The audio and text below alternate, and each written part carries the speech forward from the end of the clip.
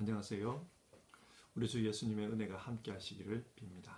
오늘도 하나님께 예배하며 우리 자신의 모습을 돌아보고 말씀대로 살아가기를 다짐해 봅시다. 먼저 사도신경으로 우리의 신앙을 고백하겠습니다. 나는 정의하신 아버지 하나님 정죄의 창조주를 믿습니다. 나는 그의 유일하신 아들 우리 주 예수 그리스도를 믿습니다. 그는 성령에 잉태되어 동정녀 마리아에서 나시고 본디오 빌라도에게 고난을 받아 십자가에 못 박혀 죽으시고 장사한 뒤 사흘 만에 중자 가운데서 다시 살아났으며 하늘에 오시어 정의하신 아버지 하나님 우편에 앉아 계시다가 거기부터 살인자와 중자를 심판하러 오신다. 나는 성령을 믿으며 거룩한 공교회와 성교의 교제와 죄를 용서한 것과 몸의 부활과 영생을 믿습니다. 아멘. 찬송가 218장, 옛날 찬송가로는 369장입니다. 내 마음과 정성을 다하여서 218장 1절 부르겠습니다.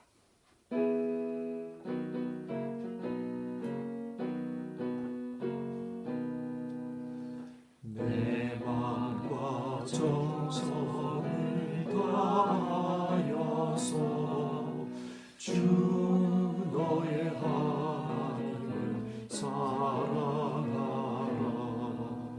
내 몸을 아끼고 사랑하듯 형제와 이웃을 사랑하라. 주께서 우리에게 명하신 그 명령 따라서 살아가리. 같이 기도하겠습니다.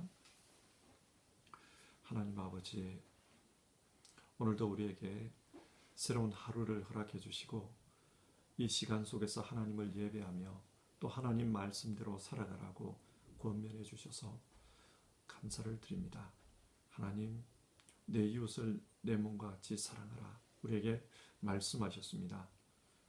주님의 말씀대로 서로 사랑하며 살아갈 수 있도록 도와주시옵소서. 현실의 삶 속에서 원망할 때가 많고 비방할 때가 있고 또 섭섭한 마음을 짓누르지 못할 때도 있습니다. 이것이 우리의 현실이지만 그러나 하나님의 말씀에 근거해서 서로 사랑하라, 사랑하기 위해서 노력하고 또 힘쓰는 그런 우리 되도록 도와주시옵소서. 오늘도 예배하는 가운데 하나님의 말씀이 우리의 심령 가운데 임하기를 원합니다. 그 심령 속에 임한 말씀에 이끌려 오늘 하루 살아가도록 도와주옵소서. 예수님 이름으로 기도드립니다. 아멘. 오늘 읽을 성경 말씀은 로마서 14장 13절부터 23절까지입니다. 14장 13절에서 23절 한 절씩 교독하겠습니다. 그러므로 이제부터는 서로 남을 심판하지 마십시오.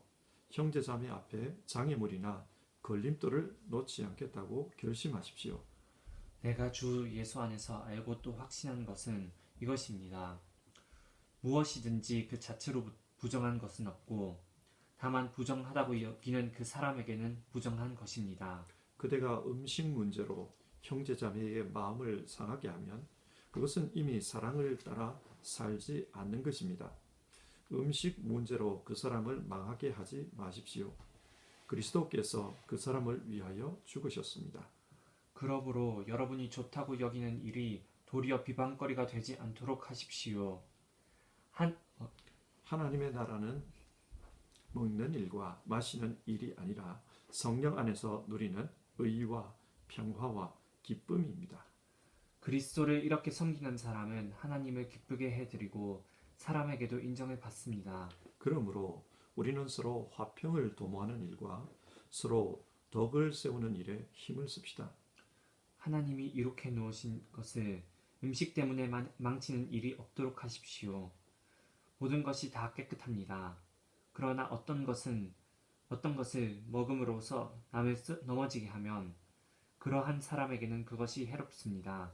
고기를 먹는다든가 술을 마신다든가 그 밖에 무엇이든지 형제나 자매를 걸려 넘어지게 하는 일은 하지 않는 것이 좋습니다. 그대가 지니고 있는 신념을 하나님 앞에서 스스로 간직하십시오. 자기가 옳다고 생각하는 일을 하면서 자기를 정죄하지 않는 사람은 복이 있습니다. 의심을 하면서 먹는 사람은 이미 단죄를 받은 것입니다. 그것은 믿음에 근거해서 한 것이 아니기 때문입니다. 믿음에 근거하지 않은 것은 다 죄입니다. 아멘.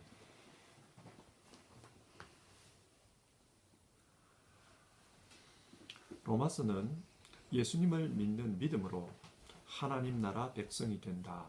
그렇게 가르칩니다.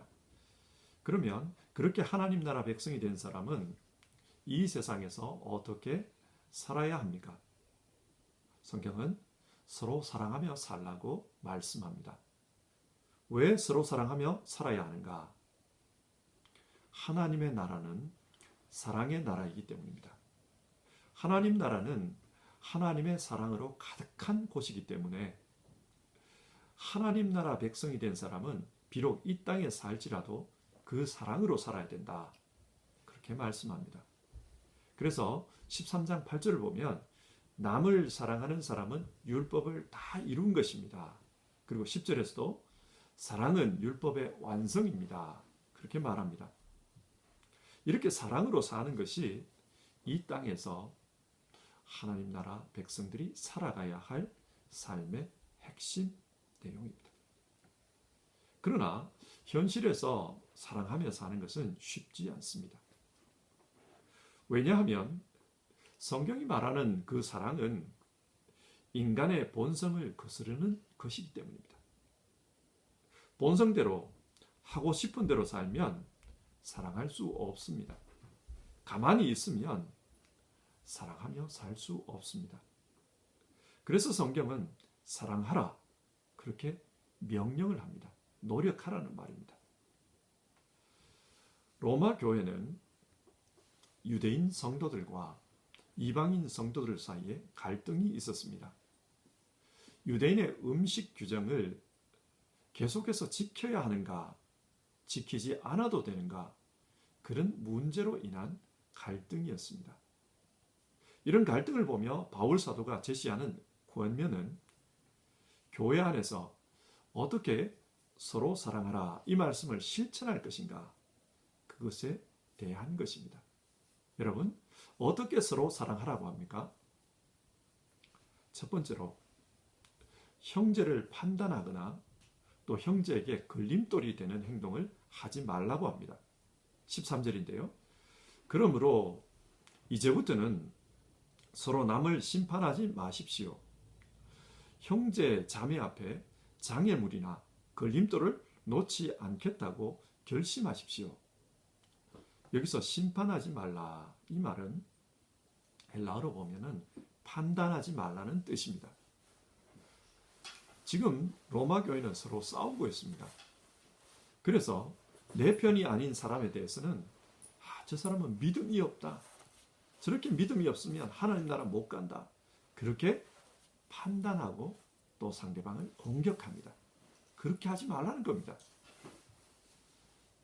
왜 그러지 말라고 합니까? 13절은 그러므로 라는 접속사로 시작이 됩니다. 이 그러므로 라는 말은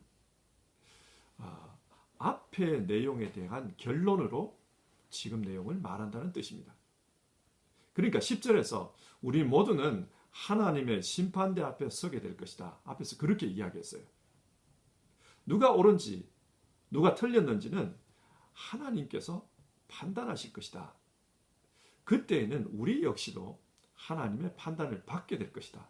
그런데 지금 누가 누구를 판단하느냐 이 말입니다. 그래서 판단하지 말라. 형제를 판단하지 말라. 그렇게 말합니다. 또 왜 판단하지 말라고 하는가? 우리가 판단하는 그 사람 역시 예수님께서 대신 죽으신 형제이기 때문입니다. 예수님께서 그 사람을 위해 죽으셨습니다. 주님께서 그 사람을 귀하게 생각하는데 우리가 함부로 대해서는 안 된다는 말입니다. 14절인데요. 내가 주 예수 안에서 알고 또 확신하는 것은 이것입니다. 무엇이든지 그 자체로 부정하는 것은 없고 다만 부정하다고 여기는 그 사람에게는 부정한 것입니다. 음식 문제에 대해서 바울은 자신이 믿는 바를 말합니다. 모든 음식은 그 음식 그 자체로는 부정하지 않다는 거예요. 그런데 부정하다고 생각하는 마음을 품고 있기 때문에 부정하다고 합니다. 예를 들어 한국의 제사 음식은 가장 좋은 재료로 만듭니다. 그리고 그 제사 음식을 만들 때 가장 정성을 들여서 만듭니다. 조상님이 드시는 것이다. 그렇게 생각하기 때문에 가장 좋은 것으로 가장 정성을 들여서 만듭니다. 그러니까 인간적으로 보면 제사 음식은 가장 좋은 음식입니다. 그런데 교회 다니는 사람들이 이 제사 음식을 먹으려고 하면 마음이 찝찝해요. 자, 생각해 보십시오. 그 음식이 부정해서 찝찝합니까? 아닙니다. 음식 그 자체로 보면 좋은 음식입니다. 찝찝한 이유는 그 사람의 마음이 불편하기 때문입니다. 우상에게 절한 음식을 먹어도 되는가? 이렇게 하면 죄 짓는 것 아닌가? 그런 생각을 가지고 있기 때문에 찝찝한 것입니다. 바울도 지금 비슷한 말을 하고 있습니다. 유대인들이 부정한 음식이라고 말하는데 음식 그 자체가 부정한 것은 아니다. 부정하다고 생각하는 그 마음 때문에 부정하게 여겨지는 것이다. 그런 말이에요. 문제의 핵심은 마음입니다. 마음이 어떻게 생각하고 있느냐. 그것이 중요합니다. 그래서 바울은 지금 로마 교회 안에 있는 다수의 성도들에게 부정한 음식이라고 생각하는 저 소수의 사람들을 배려해 주십시오. 그 말을 하고 있습니다. 따지고 보면 음식 그 자체는 부정하지 않지만 저 사람들이 마음으로 참 부정하다고 생각하니까 그 마음을 좀 배려해 주라는 말입니다. 만약에 교회에 다니는 손주가 교회 안 다니는 할아버지 집에 제사날이 돼서 그 제사에 참석을 했다고 합시다. 이 손주는 그 제사 음식을 먹는 게 찝찝해서 안 먹으려고 해요. 그러자 할아버지가 혼을 내면서 제사 음식을 먹으라고 합니다. 그러니까 어쩔 수 없이 그 손주는 그 음식을 먹어야 합니다. 그런데 마음에 죄 짓는 건데 그런 생각을 합니다. 하지만 할아버지 때문에 어쩔 수 없이 그 음식을 먹었다고 합시다. 자, 여러분, 그 음식이 제대로 소화가 되겠습니까?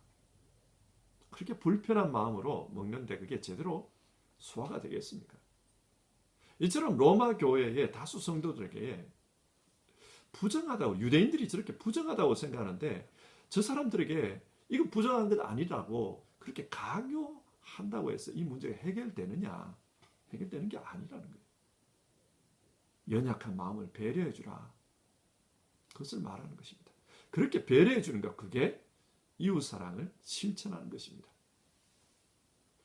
언젠가 한국 교회에 술을 먹는 것이 죄인가 아닌가 그런 논쟁이 있었습니다. 성경에 술 취하지 말라고 했지 술 먹지 말라고 했냐? 그래서 술 취해서 실수만 하지 않으면 술 역시도 음료수일 뿐이다. 마셔도 된다. 그렇게 주장하는 사람들이 있었습니다. 그런데 어릴 때부터 교회에서 술 먹는 것은 죄다. 그렇게 배운 사람은 이런 주장을 하는 사람들이 불편해요. 제가 신학교 다닐 때였습니다. 신학교 다닐 때 저희 학과에서 조교를 했었는데 지도 교수님과 함께 신학 학회에 참석할 기회가 있었어요. 거기에 가면 그 다양한 신학교 교수님들이 와서 이 학술회를 하게 됩니다. 그리고 그 학술회가 끝나고 나면은 함께 이제 식사를 하러 갑니다. 그렇게 식사를 하러 갔는데 그런데 거기 몇몇 교수님들이 술을 주문하는 것을 보았습니다. 저는 처음 봤어요. 아마 그 교수님들은 자신이 속한 교단에서는 술을 마셔도 된다, 그렇게 허용해도 되는 그런 교단이었던 것 같아요. 그런데 목사님들이 술을 주문하는 걸 보고 얼마나 충격을 받았든지, 아니, 목사가 이래도 되냐, 뭐 그런 마음이 들었습니다. 그때 조교가 몇 명 따라갔는데 조교들이 놀라는 걸 본 지도 교수님이 많이 걱정이 되셨던 것 같아요. 그래서 돌아오는 길에 저 교수님은 어느 교단이고 그 교단은 술 마셔도 되고 뭐 이런 이야기를 해 주셨습니다. 우리가 실족할까 봐 그랬던 것 같아요. 지금 비슷한 상황입니다. 그래서 바울 사도는 16절에서 이런 말을 해요. 여러분이 좋다고 여기는 일이 도리어 비방거리가 되지 않도록 하십시오. 모든 음식을 먹을 수 있다, 그렇게 생각하는 사람이라도 유대인 형제들이 그것 때문에 실족하게 된다면 먹지 말라는 겁니다. 왜냐? 17절. 하나님의 나라는 먹는 일과 마시는 일이 아니라 성령 안에서 누리는 의와 평화와 기쁨입니다. 하나님 나라에서는 이런 음식을 먹을 수 있다, 먹을 수 없다, 그것은 안 중요하다는 거예요. 하나님 나라에서는 의와 평화와 기쁨이 더 중요하다. 바울은 하나님 나라는 이런 먹는 것보다 하나님의 뜻을 이루는 것이 중요하다, 그것을 이야기합니다. 하나님 앞에서 의롭다함을 받은 하나님 나라 사람에게는 성령 안에서 형제들에게 신앙의 의, 즉 신실함을 보여주는 것이 중요하다. 신실함을 보여줘라. 그리고 형제들과의 관계에서 화목하게 지냄으로 평화를 만들려고 하는 것, 그게 중요하다. 뿐만 아니라 음식이 주는 그런 기쁨보다 차라리 그걸 절제함으로 형제들과 관계에서 화목함으로 얻는 그 기쁨이 중요하다, 그걸 말합니다. 그러니까 성경이 말하는 형제 사랑을 실천하기 위해서는 이런 음식 문제로 신앙이 약한 자들에게 걸림돌이 되는 행동을 하지 말라는 뜻입니다. 자, 지금 성경이 무엇을 말합니까? 이제부터는 남을 판단하지 말라. 판단하는 말을 통해 실족하게 하지 말라. 또 걸림돌이 되는 행동을 통해 실족하게 하지 말라. 그렇게 하는 것이 이웃사랑을 실천하는 거다, 그렇게 말합니다. 두 번째로 교회 안에서 어떻게 사랑을 실천해야 하는가? 화평을 도모하고 서로 덕을 세우는 일에 힘쓰라고 합니다. 19절인데요. 그러므로 우리는 서로 화평을 도모하는 일과 서로 덕을 세우는 일에 힘을 씁시다. 여기서 화평을 도모하는 것이란 교회 안에서 싸우지 않는 겁니다. 그리고 덕을 세우는 일이란 신앙 공동체가 정말 믿음으로 하나 되도록 하는 것입니다. 그래서 구체적으로 20절을 보면 이런 음식 문제 때문에, 먹어도 된다 안 된다, 이런 음식 문제 때문에 하나님의 공동체를 망치지 말라고 합니다. 세상은 모든 음식이 정성스럽게 만들었으면 그것은 깨끗한 것이지만, 그러나 그것을 먹음으로 남을 넘어지게 한다면, 넘어지게 할 수 있다면 그것은 해로운 것이라고 말합니다. 언젠가 텔레비전에서 유럽 여행을 하는 그런 프로그램을 보니까 스페인 같은 곳에서는 돼지고기를 먹으면서 와인을 마시는 것이 하나의 문화인 것 같아요. 스페인 그 음식 중에 하몽이 있지 않습니까? 그 돼지 뒷다리를 그 말린 쉰켄이죠. 그 쉰켄과 포도주를 마시는 것이 그들에게는 아주 중요한 일상이었습니다. 이 스페인이 그 로마의 서쪽 땅이었잖아요. 자, 여러분 한번 생각해 봅시다. 오늘 성경에 나오는 이 유대인들이, 스페인 사람들이 이 하몽을 먹으면서 포도주를 마신다, 이걸 본다면 깜짝 놀랄 거예요. 어떻게 부정한 돼지고기를 그것도 생것으로 술과 함께 마시는가? 아마 바울 당시 이 유대인 교인들이라면 깜짝 놀랄 일입니다. 그래서 바울이 그 이방인 성도들에게 부탁을 합니다. 21절 고기를 먹는다든지 술을 마시다든지 그 밖에 무엇이든지 형제나 자매를 걸려 넘어지게 하는 일은 하지 않는 것이 좋습니다. 아무리 자기 자신에게는 그 돼지고기를 먹는 것이 아무 문제가 안 된다 하더라도 유대인들과 함께 있을 때는 하지 말라. 왜냐? 그들이 그걸 보고 걸려서 넘어진다. 실족한다. 그 말을 합니다. 그래서 22절을 보면 혼자 있을 때는 자기가 믿는 신념대로 해도 좋다는 것입니다. 하지만 함께 있을 때는 이것으로 말미암아 실족할 수 있는 그런 사람과 함께 있을 때는 그렇게 하지 말라고 합니다. 신대원에 들어가면은 1학년 때에는 그 다양한 교단의 교회들을 탐방해 보라고 합니다. 왜냐하면 그래야 예배에 대한 식견이나 또 신앙의 다양한 형태들을 보고 견문이 넓어지기 때문입니다. 그래서 신대원 1학년 때 숙제가 다른 교단의 교회에 가서 예배를 드리고 그 교회 주보를 제출하는 것이었습니다. 이 숙제를 위해서 저도 난생 처음으로 성공의 교회에 가서 예배를 드린 적이 있어요. 예배를 드리러 간 그 주일이 마침 종려주일이었습니다. 성공의 신부님이 사제복을 입고 예배를 준비하고 있었습니다. 예배당 앞에 종려나무 가지를 쌓아놓고 예배에 오는 성도들에게 하나씩 이렇게 나누어 주고 계셨습니다. 그런데 그 예배당 다른 쪽에 보니까 좀 더 화려한 사제복을 입은 신부님이 서서 담배를 피우고 있었습니다. 나중에 예배가 시작되고 보니까 그분이 우리로 치면 담임 목사님이었어요. 그 당시에 저는 성공회가 어떤 곳인지를 잘 몰랐기 때문에 그 모습을 보고 굉장히 충격을 받았습니다.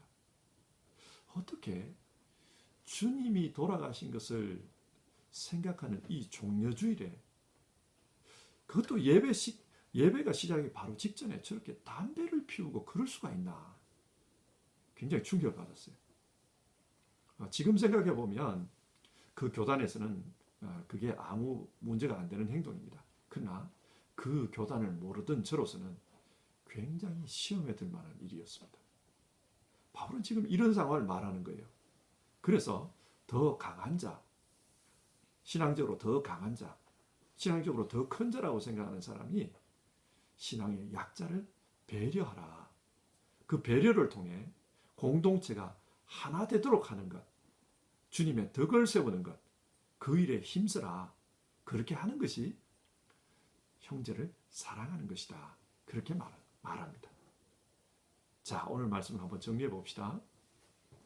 오늘 말씀은 어떻게 교회 안에서 형제 사랑을 실천할 것인가, 그것에 대한 말씀입니다. 당시 로마 교회는 율법이 금하는 부정한 음식을 먹어도 된다, 안 된다, 그 문제로 유대인들과 이방인 출신 그리스도인들이 서로 갈등하고 있었습니다. 모두가 그리스도인이었지만 각자 전통의 차이로 갈등하고 있었습니다. 이 문제에 대한 바울 사도의 결론은 음식을 먹으라 먹지 말라가 아니라 어떻게 하면 성경이 우리에게 말씀하는 그 형제 사랑을 교회 안에서 실천할 수 있을지 그것을 생각해 보라는 것입니다. 어떻게 실천하라고 합니까? 먼저는 다른 형제를 너무 쉽게 판단하지 말라. 또 신앙이 약한 형제에게 걸림돌이 되는 그런 행동을 하지 말라. 그렇게 말합니다. 그리고 어떻게 해서든지 교회가 하나 되도록 화평하는 일과 덕을 세우는 일에 힘써라. 그렇게 하는 것이 구체적으로 형제를 사랑하는 방법이다. 그렇게 말합니다. 자, 여러분, 이 말씀을 우리 안에 한번 적용해 봅시다. 때로는 우리도 신앙생활을 하면서 갈등을 겪습니다. 서로 비방할 때도 있고 불평할 때도 있습니다. 그런데 우리는 이때 어떻게 문제를 해결합니까? 이 사람이 옳다, 저 사람이 옳다, 그렇게 해결합니까? 오늘 성경은 원칙을 이야기해 줍니다. 내 이웃을 내 몸처럼 사랑하라. 이게 문제 해결의 원칙이라는 거예요. 예수님이 우리를 사랑한 것처럼 우리도 형제를 사랑해야 한다. 현실의 갈등 앞에서 어떻게 하는 것이 형제를 사랑하는 길인가? 그걸 생각해 보라고 합니다. 우리는 큰 문제보다는 사소한 문제로 갈등할 때가 많아요. 큰 문제보다는 사소한 일 때문에 감정이 상할 때가 많습니다. 그리고 그런 감정적인 이런 상처로 인해 갈등이 생길 때가 많습니다. 오늘 성경은 우리에게 어떻게 하는 것이 형제 사랑을 실천하는 것인가, 그걸 생각하고 그 방법으로 해결책을 찾으라, 그렇게 권면합니다. 하나님 나라는 하나님의 사랑이 가득한 곳입니다. 따라서 하늘나라 백성이 된 우리 모두는 비록 이 땅에 살더라도 그 하나님 나라 방식으로 살아야 한다. 사랑으로 살아야 한다. 우리에게 그렇게 말합니다. 우리 모두 어떻게 행동하는 것이 사랑으로 사는 것일까? 그것을 생각하고 살아가도록 합시다. 우리 찬송가 218장 내 마음과 정성을 다하여서 3절을 부르고 기도하겠습니다.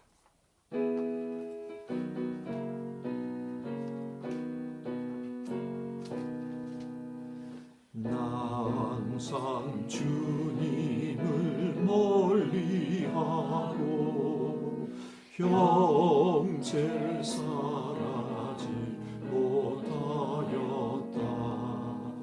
이러한 죄인을 사랑하사 주께서 몸 버려 죽으셨다. 속죄의 큰 사랑 받으니모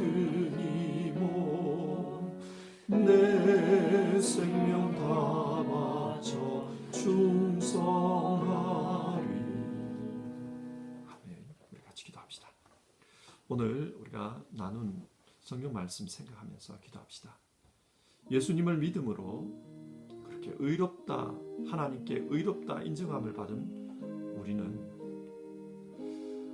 형제를 사랑하는 일, 이 일에 힘써야 된다. 성경 그렇게 말씀합니다. 그런데 형제를 사랑한다는 것은 쉬운 일이 아닙니다. 어려운 일입니다. 하지만 주님의 명령을 따라 사랑하며 살 수 있도록 성령님 도와주십시오. 우리 그렇게 기도해 봅시다. 그리고 주님의 몸인 교회에서 그 사랑을 구체적으로 실천함으로 덕을 세우며 살 수 있도록 주님 우리에게 지혜를 주십시오. 우리 그렇게 한번 기도해 봅시다. 기도하겠습니다.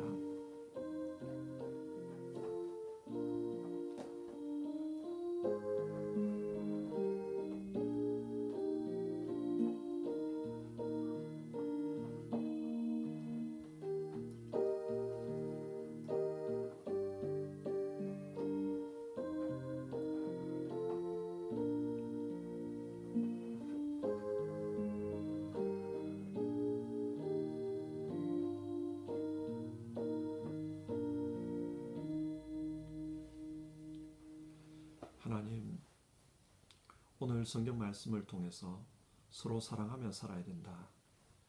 교회 안에서 서로 사랑하며 사는 것은 형제를 판단하지 않고 또 그 형제가 실족하는 그런 행동을 하지 않는 것이다.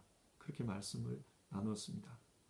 그리고 정말 사랑하며 살기 위해서는 우리가 화평하는 일에 힘쓰고 덕을 세우는 일에 힘써야 된다. 그렇게 말씀 나누었습니다.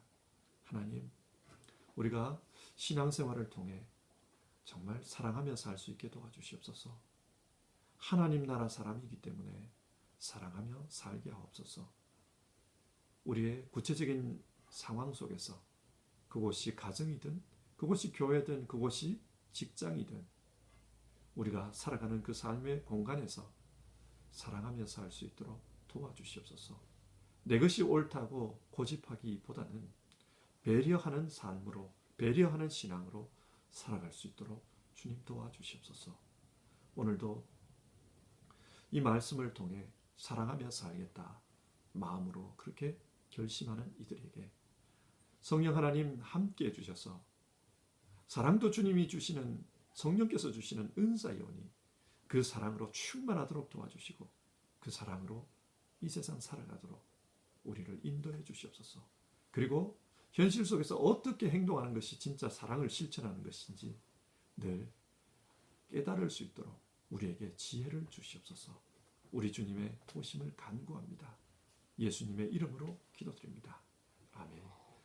하늘에 계신 우리 아버지, 아버지의 이름을 거룩히 하시며 아버지의 나라가 오게 하시며 아버지의 뜻이 하늘에서와 같이 땅에서 이루어지게 하옵소서. 오늘 우리에게 일용할 양식을 주시고 우리가 우리에게 정죄한 사람을 용서해 주같이 우리 죄 용서해 주시고 우리를 시험에 빠지지 않게 하시고 악에서 구하소서. 나라와 권능과 영광이 영원히 아버지의 것입니다. 아멘.